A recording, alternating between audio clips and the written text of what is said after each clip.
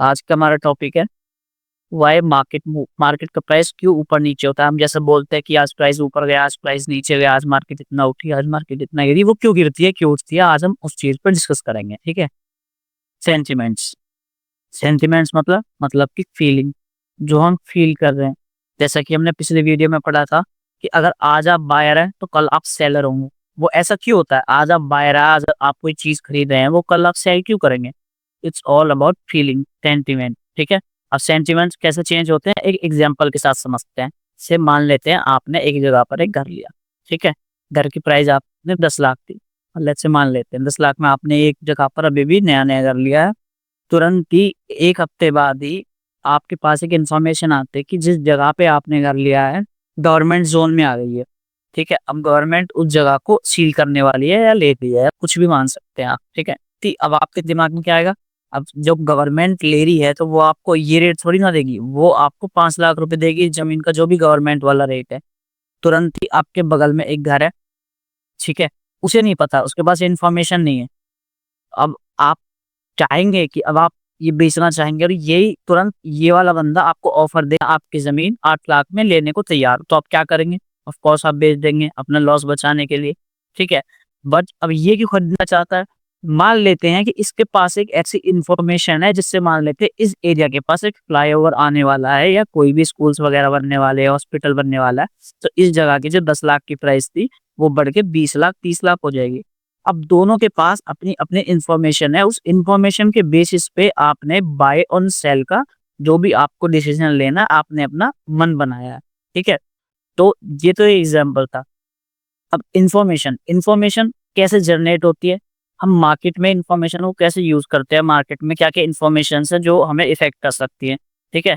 जैसे कि कोई पर्टिकुलर स्टॉक है, उससे रिलेटेड आपके पास कोई न्यूज आई है। न्यूज पॉजिटिव भी हो सकती है या नेगेटिव भी हो सकती है। देखिए न्यूज दो ही टाइप से हो सकती है, या पॉजिटिव या नेगेटिव। ठीक है। अब न्यूज या तो पॉजिटिव आएगी तो आप किसी कंपनी का शेयर्स बाय करेंगे, अगर न्यूज नेगेटिव है तो आप सेल करेंगे। ठीक है। कोई बिग इवेंट, अगर उस कंपनी के पास कोई बिग इवेंट है, बस कोई अभी लास्ट जो इलेक्शंस गए थे उससे रिलेटेड इलेक्शन पॉजिटिव जाने वाले आपको लगता है, तो कंपनी के शेयर्स ऑलरेडी बढ़ेंगे। ठीक है। कंपनी के शेयर ऑफ कोर्स बढ़ेंगे, तो आप बाय करेंगे। अगर आपको लगता है कि नहीं नेगेटिव होंगे तो कंपनी के शेयर्स गिरेंगे। कंपनी रिजल्ट्स, कंपनी का कोई रिजल्ट आया, पॉजिटिव आया, नेगेटिव आया, कंपनी अच्छा ग्रोथ कर रही है नहीं कर रही है, उस बेसिस पे आप अपना बाय एंड सेल की पोजीशन बनाएंगे। और फोर्थ पॉइंट, फॉरेन मार्केट्स। अगर फॉरेन मार्केट्स पॉजिटिव है या फिर किसी दूसरी मार्केट में, जैसा कि आप जानते ही हैं कि इंडिया की या बाहर की, इसके अलावा जो भी मार्केट्स है सब वो इंटरलिंक है। ठीक है। एक दूसरे से वो अपना बिजनेस करती है। अगर इस जगह पर कुछ नेगेटिव हुआ है तो इस देश का जो भी इश्यू होगा वो बाकी देशों पे भी रिफ्लेक्ट करेगा। किसी पर ज्यादा करेगा, किसी पर कम करेगा, बट करेगा जरूर। Fifth point, war. अगर किसी देश में, आप जैसे देख सकते हैं कि किसी भी देश में वॉर होती है तो अपने देश की भी मार्केट से डाउन जाती है। ठीक है। तो हम सारा का सारा ये बिजनेस जो भी है इंटरलिंक्ड है।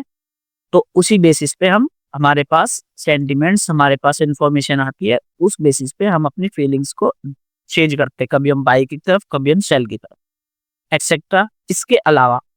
इसके अलावा जो भी इंफॉर्मेशन हो सकती है जो आपका मन पॉजिटिव या नेगेटिव चेंज करने की ताकत रखती है, वो भी इसके अंदर इंक्लूडेड है।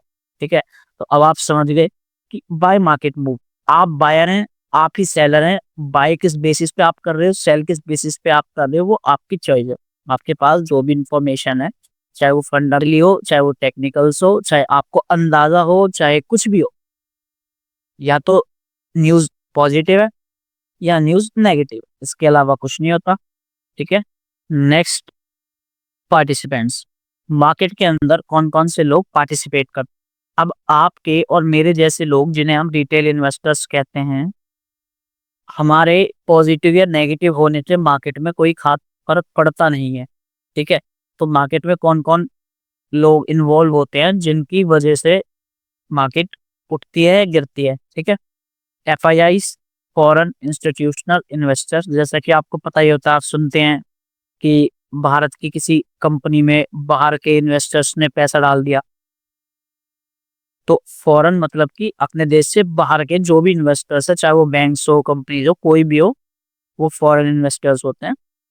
DII same domestic institutional investors, जो हमारे देश के हैं, जैसे कि इंडिया के अंदर ही जो इन्वेस्ट कर रहे हैं आप, और अगर आपकी कोई कंपनी है और कोई इंडिया का ही कोई इन्वेस्टर उसमें इन्वेस्ट करना चाहता है, तो वो डोमेस्टिक इन्वेस्टर होता है।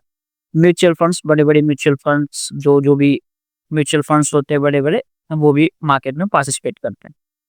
बिग प्लेस मतलब कि कोई अगर एक इंडिविजुअल इंसान है जिसके पास बहुत सारा पैसा है, वो big banks, it's big banks मतलब जो भी बड़े-बड़े बैंक्स होते हैं, एचडीएफसी, आईसीआईसीआई, वो बैंक्स, वो क्या करते हैं कि एक बैंक दूसरे बैंक के अंदर भी इन्वेस्ट कर देता है, उनके शेयर्स परचेज़ करके अपने पास होल्डिंग्स में रख लेता है। बिग कंपनीज़, रिलायंस, इन्फोसिस, विप्रो, जो भी बड़ी कंपनीज़ है वो लोग, और उसके बाद आते हैं हम रिटेल इन्वेस्टर्स, आपके और मेरे जैसे लोग। उनके अलावा कोई और हो सकता है, तो एटसेट्रा, उनके अलावा भी कोई हो तो।